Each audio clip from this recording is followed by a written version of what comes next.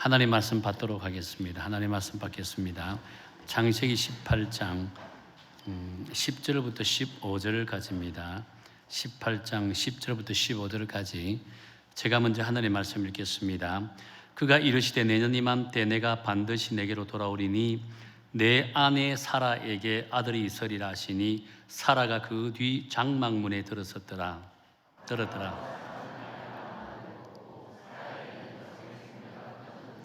사라가 속으로 웃고 이르되 내가 노쇠하였고 내 주인도 늙었으니 내게 무슨 즐거움이 있으리요.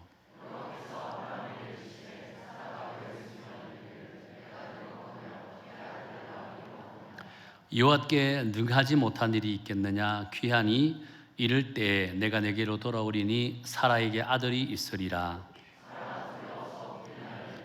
내가 웃지 아니하였나이다. 이르시되 아니라 내가 웃었느니라. 아멘. 프랑스의 베스트셀러 작가인 디디에 드코엥이라고 하는 분이 있습니다. 이분이 쓴 책 가운데 예수의 웃음이라고 하는 책을 쓴 적이 있습니다.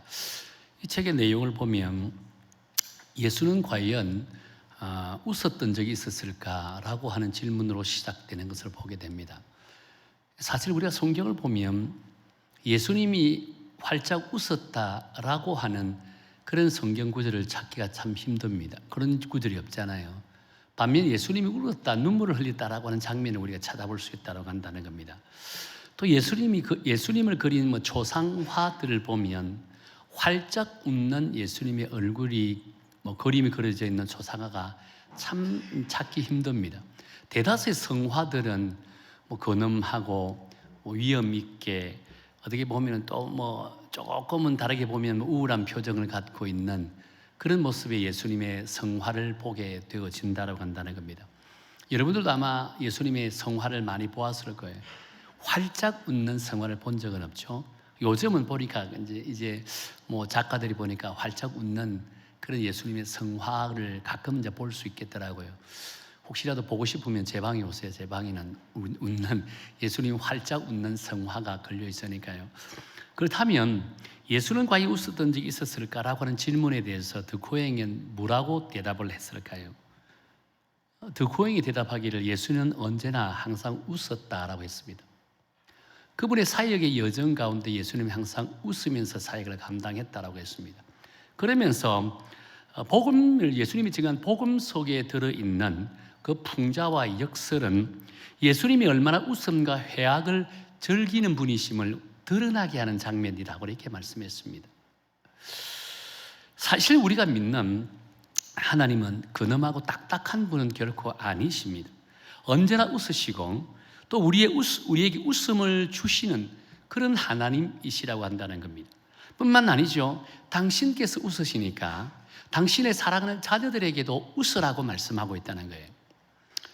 그래서 사도 바울은 데살로니가 전서 5장 16절부터 18절에 보면 이렇게 말씀을 기록합니다. 항상 뭐라고요?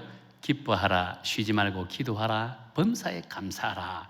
이것이 그리스도 예수 안에서 너희를 향하신 하나님의 뜻이다라고 이렇게 말씀했다는 겁니다. 항상 기뻐하라라는 것은 항상 웃으라라고 한다는 겁니다. 기쁨이 있으면 웃게 되잖아요. 그래서 사도 바울은 초대교회 성도들에게, 이 초대교회 성도들 고난 가운데, 힘든 가운데, 환난 가운데 살아가고 있는 성도들입니다. 그들을 향해서 항상 기뻐하라, 항상 웃으라 라고 이렇게 말씀을 하셨다는 겁니다. 그런데 여러분, 우리가 웃는 웃음의 가치가 가장 크게 느낄 때가 과연 언제일까요? 우리는 여러분 언제 많이 웃죠? 보통 이제 사람들 만나면 인사하잖아요. 아이고 안녕, 반갑습니다, 잘 지내세요? 이렇게 인상 팍 쓰면서 안녕하세요, 반갑습니다 하지 않잖아요. 웃으면서.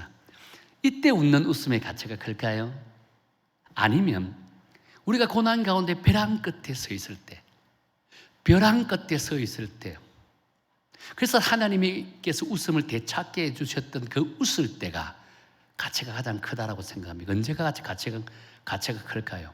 웃음의 가치는요, 우리가 인생의 벼랑 끝에서 하나님께서 그 웃음을 되찾아주실 때 웃는 그 웃음이 인생에서 가장 가치가 있는 위대한 웃음이라고 할 수 있다는 거예요.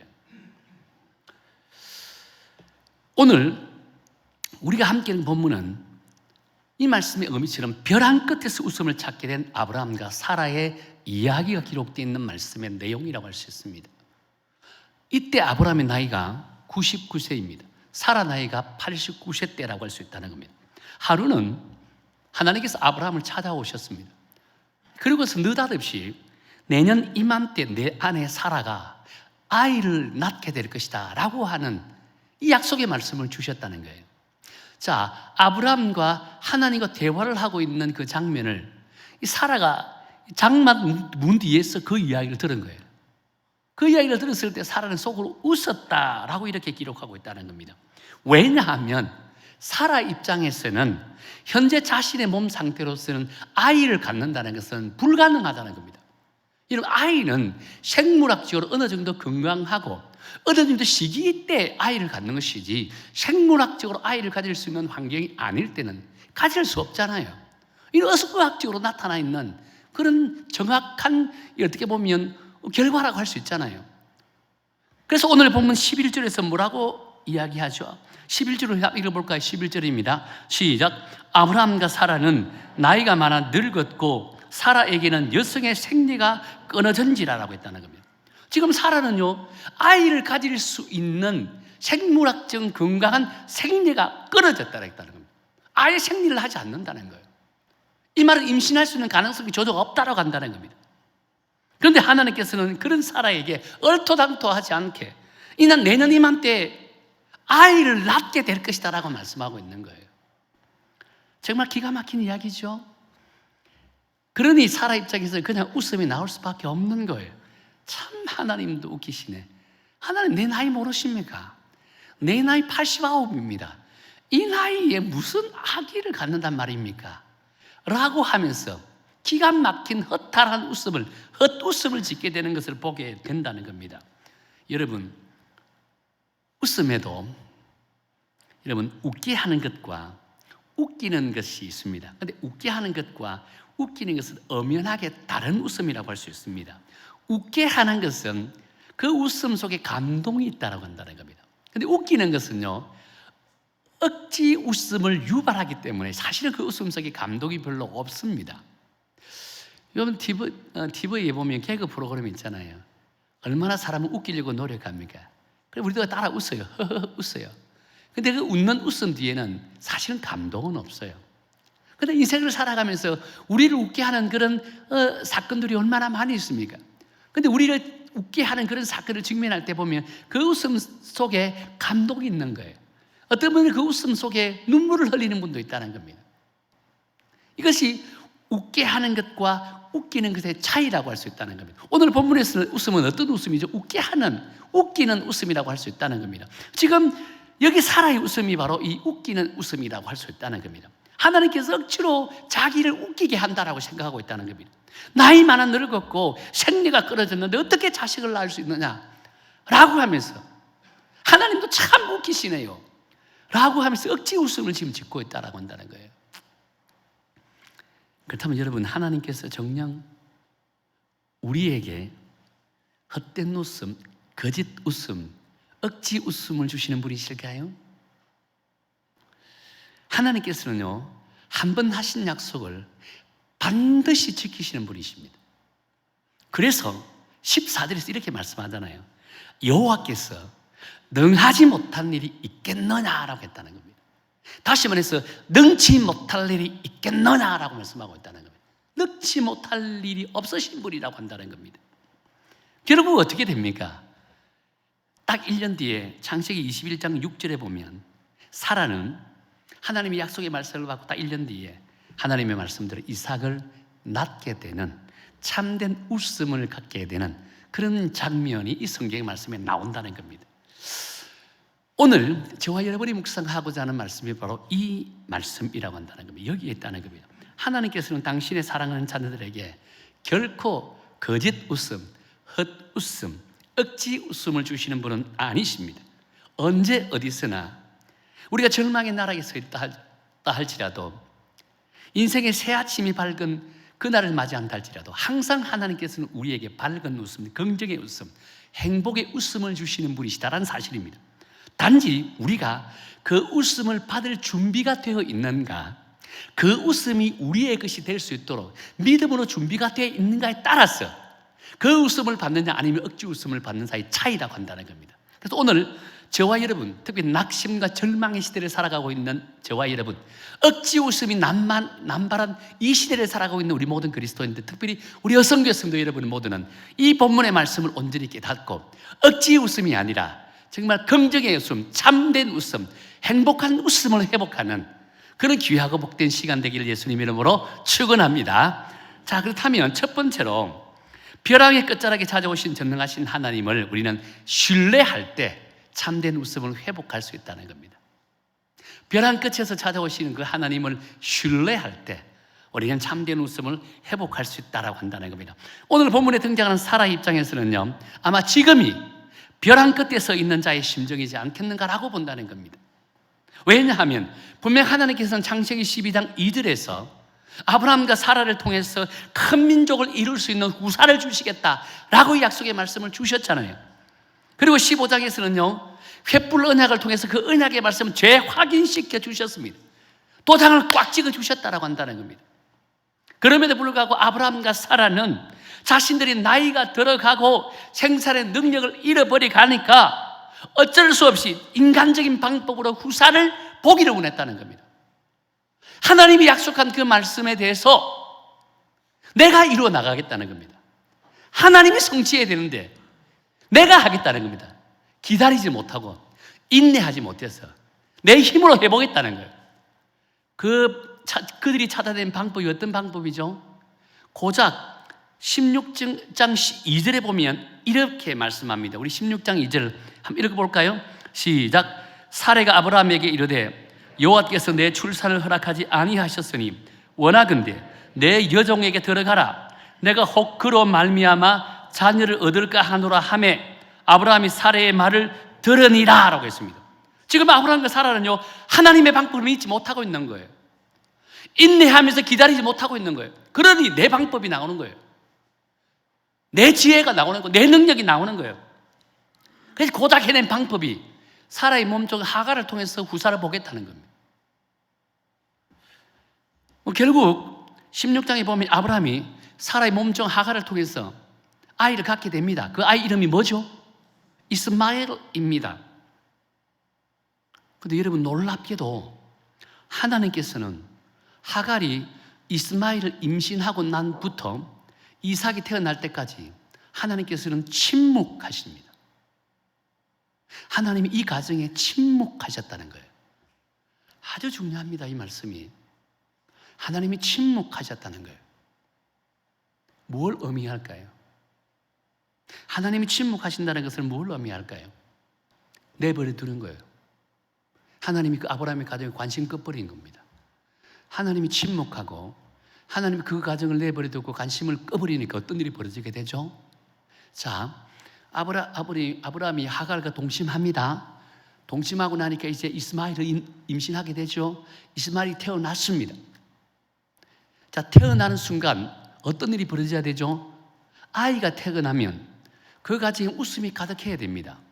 그런데 하갈이 이스마엘을 임신하는 순간부터 그 가정에는 행복한 웃음이 사라지게 되었다고 했다는 겁니다. 성경에 보면 하갈이 임신을 하고 난 이후부터 그의 주인이었던 사라를 멸시했다라고 되어 있다는 겁니다. 멸시했다라고 하는 것은 하갈이 사라를 주인으로 인정하지 않고 무시했다는 겁니다. 그러니 이 오히려 이스마엘을 임신하는 순간부터 그 가정에는 이스마엘 때문에 갈등이 끊어지지 않는 거예요. 다툼이 끊어지지 않는 거예요. 가정이 지금 파괴되고 있다고 한다는 겁니다. 이것이 하나님이 떠난 가정의 모습입니다.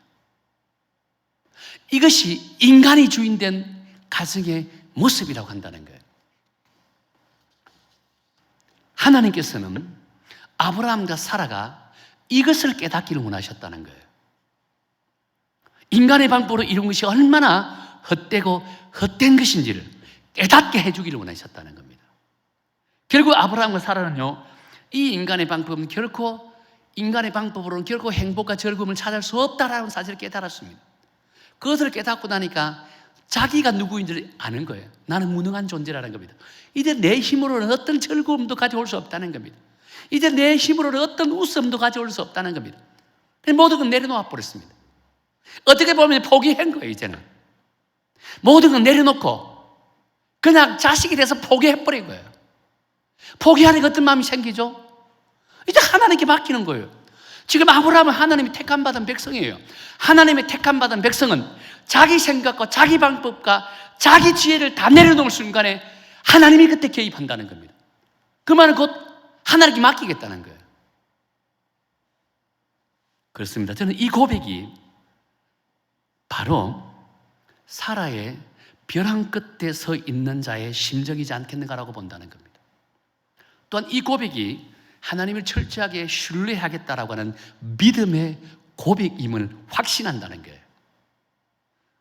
자, 그런데 놀라운 것을 한번 봅시다. 이제 벼랑 끝에 서 있을 때 모든 것 내려놓았댔습니다. 하나님이 신뢰하는 믿음을 가졌다 했죠. 그리고 어떤 일이 벌어지게 됩니까? 그때 하나님께서 사라를 드디어 찾아오셨다라고 했습니다. 이제 모든 것을 내려놓고 모든 것을 포기하고 싶은 그때 하나님께서 직접 아브라함과 사라를 찾아오셨습니다. 이제 세상에서 그 어떤 즐거움을 찾지 못하고 이제 자신의 무능함을 통해서 그 어떤 행복한 웃음도 이제 찾지 못한다는 사실을 깨닫는 순간에 하나님께서 아브라함과 사라를 찾아오셨다고 했다는 거예요. 그리고 14절에서 하나님께서 아브라함과 사라에게 이런 말씀을 주죠. 우리 한번 읽어볼까요? 14절입니다. 시작. 여호와께서는 능하지 못한 일이 있겠느냐? 귀한이 이를 때 내가 내게로 돌아오느니 사라에게 아들이 있으리라. 이 말씀을 통해서 하나님 당신이 누구인지, 내가 어떤 능력을 나타낼 수 있는지를 지금 직접 말씀하고 있는 거예요. 하나님이 전지전능하신 능력의 하나님이시라는 겁니다. 능치 못할 일이 없으신 분이라고 말씀하고 있는 거예요. 그렇게 벼랑 끝에서 이런 하나님의 능력, 이런 전지전능하신 능력의 하나님을 신뢰하라 라고 말씀하고 있다는 겁니다. 지금까지는 너 잘남, 너 방법, 네 지혜로 인생을 살았지만 벼랑 끝에 서니까 어떻냐는 겁니까? 네 방법대로, 네 지혜대로 하니 행복한 웃음을 찾을 수 있었냐? 라고 묻고 있는 거예요. 아브라함이, 사라가 이제 인생의 벼랑 끝에 서니까 나는 진짜 행복한 웃음 찾지 못했습니다. 아무것도 하지 못했습니다. 이제 모든 걸 내려놓습니다. 즐거움 찾을 수 없습니다. 아무것도 할 수 없습니다 라고 하는 순간에 전지전능하신 능력의 하나님이 그에게 찾아오셨다고 한다는 거예요. 나는 능치 못할 일이 없느니라. 벼랑 끝에 서 있는 이 사라에게 하나님께서 찾아가셔서 나는 전지전능하신 능력의 하나님이라. 능치 못할 일이 없느니라. 이런 하나님을 신뢰했다는 겁니다. 이런 하나님을 신뢰하라는 거예요. 그렇습니다. 벼랑 끝에 서 있는 사람에게서의 기적은 전능자 하나님을 신뢰하고 철저하게 그분을 의지할 때 기적이 나타납니다. 벼랑 끝에 서 있는 사람들에게요, 기적은 자신의 능력의 한계성을 깨닫고 오직 하나님만 붙들기를 원하는 그 믿음을 가질 때 비로소 하나님께서 기적을 베푸신다는 거예요. 오늘 이 시대 우리 그리스도인들은요, 왜 하나님의 기적을 경험하지 못할까요? 왜 하나님의 능력을 온전히 깨닫지 못할까요? 우리가 너무 똑똑해요. 우리가 너무 잘났어요. 그러니 어찌 하나님의 능력을 경험할 수 있을까요? 왜? 내가 지난번에 설교하는 가운데 말씀드렸잖아요. 하나님은 어떤 하나님으로 사용한다고요? 선반 위에 둔 하나님입니다. 내가 필요할 때만 끄집어내서 하나님, 내가 해보니 안 되니 도와주세요 라고 한다는 겁니다. 하나님 그런 걸 원하지 않아요. 선반 위에 있는 하나님이 아니라 날마다 나와 동행하시는 하나님, 우리에게 말씀으로 다가오셔서 우리에게 힘과 능력을 주시는 그 하나님, 그 하나님을 신뢰할 때 하나님이 비로소 당신의 능력을 나타내신다는 겁니다. 우리 여성교회 속해 있는 여러분 모두도 이런 하나님을 경험하기를 축원합니다. 이런 하나님의 능력을 의지하기를 축원합니다. 그래서 여러분의 인생의 벼랑 끝에 섰을 때 날마다 눈물로 그 셈이 하나님 어떻게 살아야 됩니까? 어떻게 이 힘든 일을 극복해 나가야 됩니까? 내 힘으로 할 수 없습니다. 이제 나는 능력이 없습니다. 나는 극복해 나가지 못합니다. 주저앉고 싶습니다. 포기하고 싶습니다. 라고 한 그런 마음이 들 때 우리는 하늘을 바라봐야 되는 거예요. 날마다 우리에게 함께 하시고 능치 못할 일이 없으시다고 말씀하신 그 전능자 하나님을 바라보고 그분을 붙들고 그분을 의지해야 된다는 겁니다. 그럴 때 비로소 하나님이 나서십니다. 그럴 때 하나님이 역사하신다는 겁니다. 그래서 우리 성교회 여러분 모두는 벼랑 끝에서 눈물을 흘릴 때 이 하나님을 의지함을 통해 참된 웃음을 회복하시고 되찾으시기를 예수님 이름으로 축원합니다.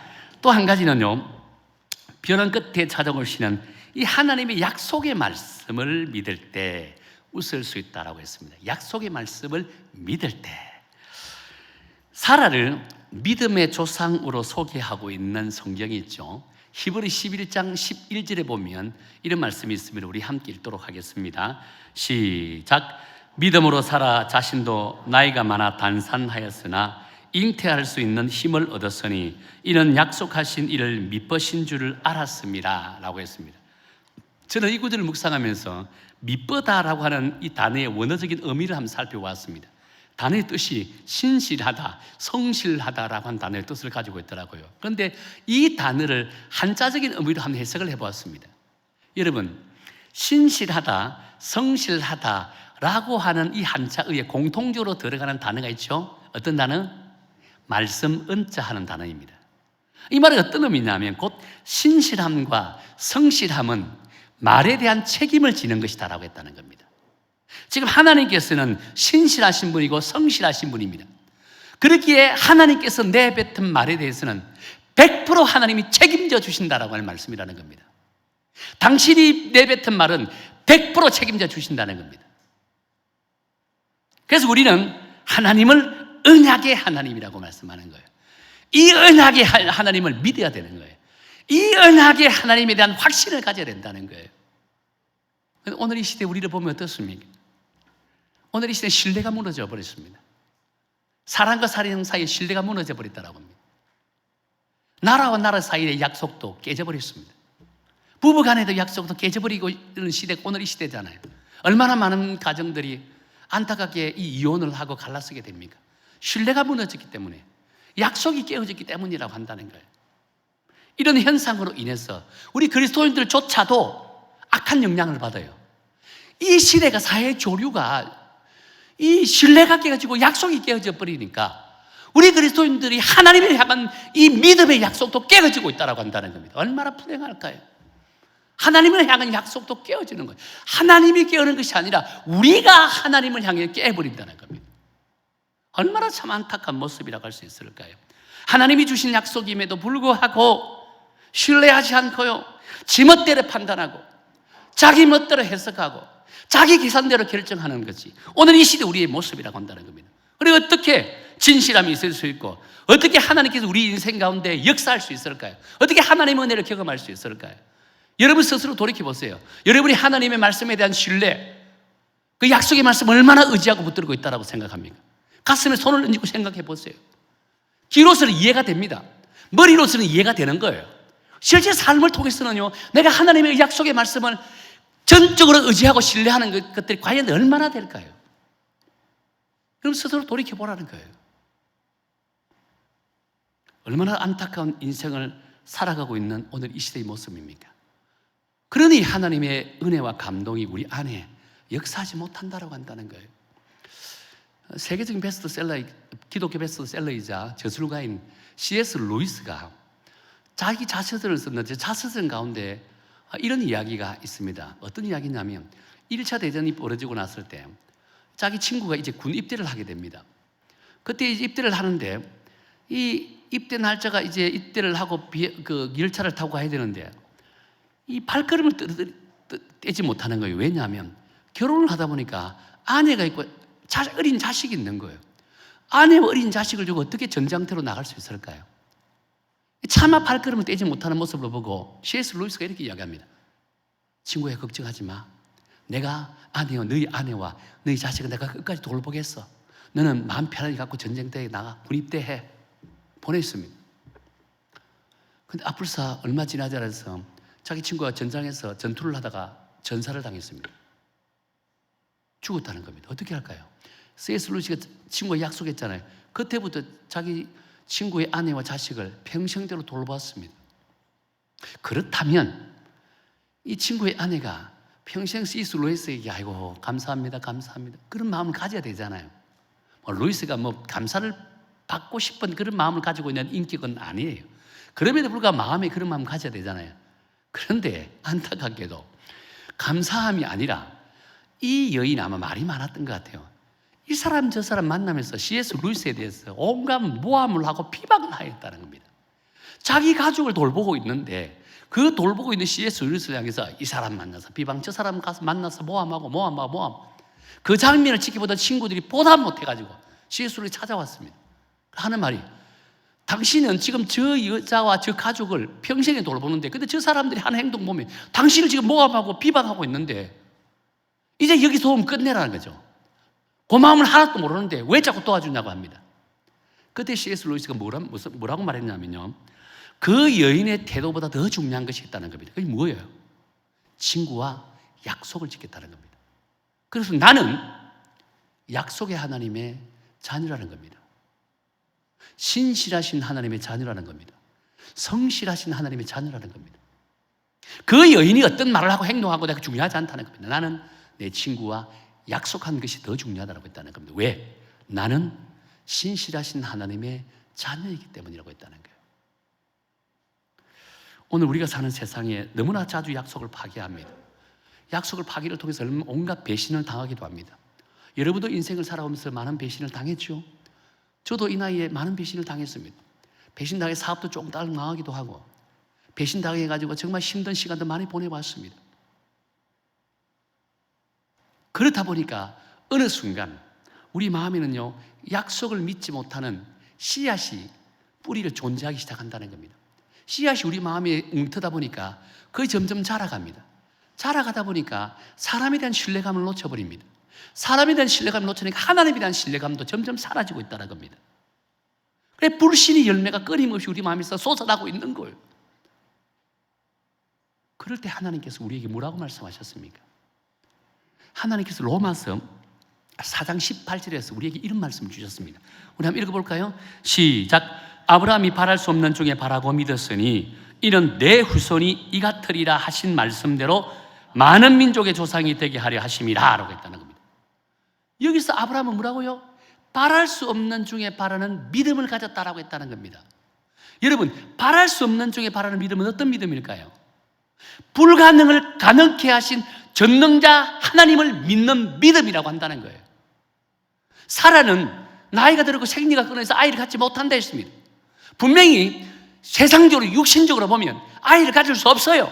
그럼에도 불구하고 창세기 12장 2절에 주셨던 그 하나님의 약속, 너에게 큰 민족을 이루게 하시겠다라고 한 그 약속의 말씀을 내가 믿는다는 겁니다. 비록 우리는 육신적으로 아이를 가질 수 없지만 창세기 12장 2절에 주셨던 그 언약의 말씀, 약속의 말씀 내가 믿겠다는 겁니다. 그리고 어떻게 됩니까? 아이를 낳게 되잖아요. 하나님 능력이 나타나게 됩니다. 이것이 바로 바랄 수 없는 쪽에 바라는 믿음이라고 한다는 거예요. 이런 믿음을 갖게 되니까 얼마나 많은 기적의 역사가 나타나게 될까요? 이것이 우리 그리스도인들이 가져야 될 믿음입니다. 이것이 하나님의 자녀들이 가져야 될 믿음이라고 한다는 거예요. 그런데 여러분, 바랄 수 없는 쪽에 바라는 그 믿음을 갖는 것은요, 어지간한 믿음이 아니고는 쉽지 않아요. 그래서 어지간한 사람이 아니면 하나님으로부터 능력을 받기 힘들다라고 한다는 겁니다. 그런데 중요한 것은 우리가 어지간한 사람이 되어야 된다는 거예요. 어지간한 사람의 범죄에 포함되어야 된다는 거예요.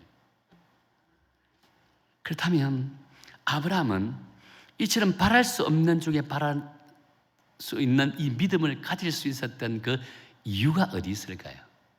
어떻게 해서 이런 믿음을 가지게 되었을까요? 저는 이 말씀을 묵상해 보면서 아브라함이 바랄 수 없는 쪽에 바라는 그 믿음을 어떻게 가졌을까라고 묵상해 보면 나름 내린 결론이 창세기 12장과 창세기 15장과 창세기 17장에 하나님께서 아브라함에 반복적으로 주셨던 약속이 뭐냐면 내가 너로 큰 민족을 이루게 하실 것이다라는 약속의 말씀을 주었다는 겁니다. 다시 말해요. 반복적으로 하나님이 아브라함에게 주신 약속의 말씀이었기 때문에 아브라함이 바랄 수 없는 쪽에 바라는 믿음을 가졌다라고 했다는 겁니다.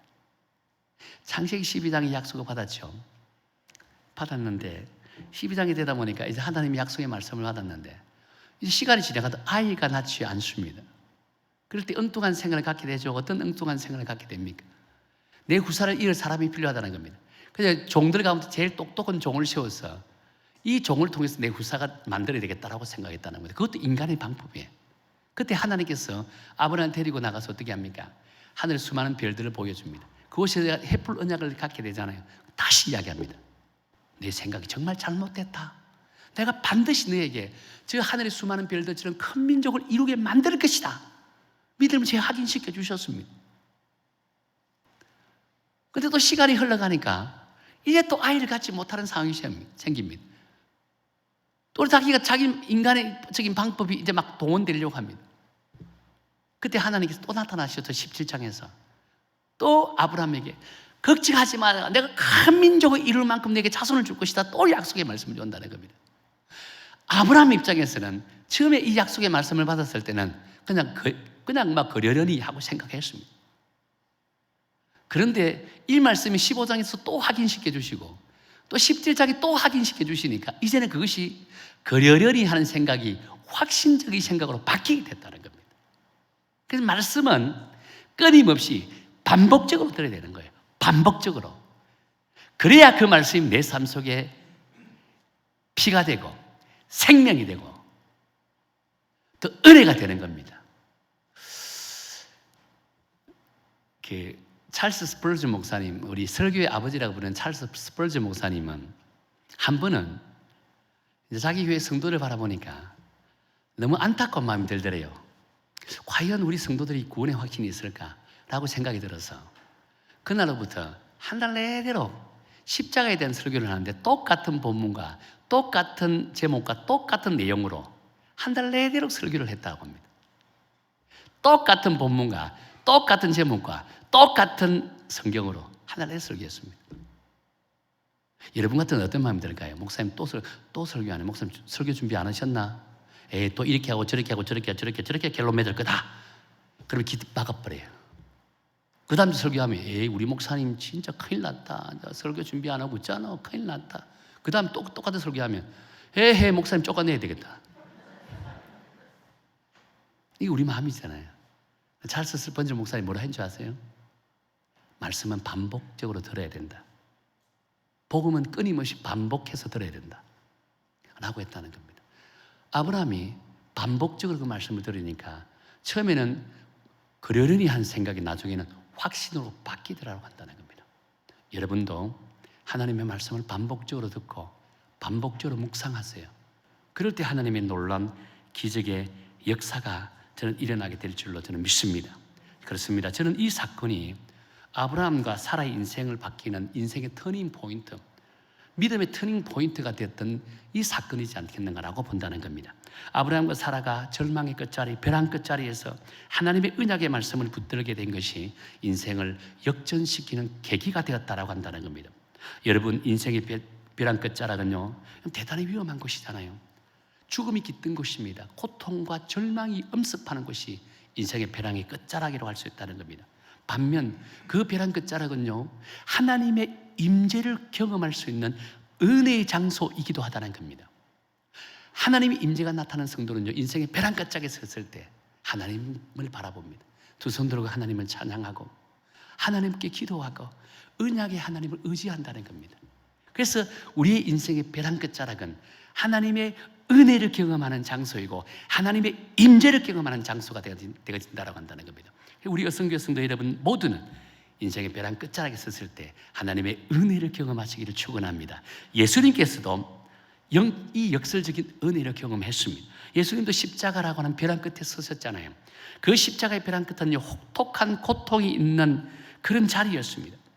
가장 고통스러운 벼랑 끝자락이었다라고 한다는 겁니다. 말할 수 없는 고통을 극복해야만 되는 그런 끝자락이었다는 겁니다. 그런 끝자락 때 예수님께서 어떻게 했습니까? 죽음의 근세를 깨뜨렸잖아요.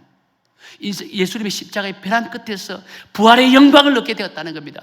부활의 영광을 얻고 우리에게 참된 웃음을 선사해 주셨다고 한다는 겁니다. 그렇게 벼랑 끝에서 웃는 웃음이요, 이 세상에서 웃는 그 웃음보다 가장 소중한 웃음이요, 가치 있는 웃음이라는 사실을 믿으시고, 여러분의 인생도 벼랑 끝에 섰을 때 이런 참된 웃음을 되찾는 그런 믿음을 가지시기를 예수님 이름으로 축원합니다. 이제 말씀을 맺겠습니다. 로버트 슬로 목사님이 쓰신 시 가운데 절벽 가까이로 부르셨어라고 하는 시가 있습니다. 이 시 한 줄을 한 토막 읽어드리고 말씀을 맺도록 하겠습니다. 절벽 가까이로 나를 부르셔서 다가갔습니다. 절벽 끝에 더 가까이 오라고 하셔서 더 가까이 다가갔습니다. 그랬더니 절벽에 겨우 발을 붙이고 서 있는 나를 절벽 아래로 밀어버리는 것이었습니다. 물론 나는 그 절벽 아래로 떨어졌습니다. 그런데 나는 그때 비로소 알았습니다. 내가 날 수 있다는 사실을. 여러분의 인생 벼랑 끝에 서 있으십니까? 절망 가운데 있으십니까? 그럴수록 웃을 수 있는 여유를 찾으시기를 축원합니다. 오늘 말씀에 의지하며 하나님을 신뢰하고 하나님의 약속의 말씀을 붙들어서 여러분의 벼랑 끝이 절망의 끝이 아니라 새로운 희망을 발견하는 그런 참된 웃음을 발견하는 그런 벼랑 끝이 되어서 여러분의 인생 역전을 날마다 경험하는 그런 믿음의 성도가 되기를 예수님 이름으로 축원합니다.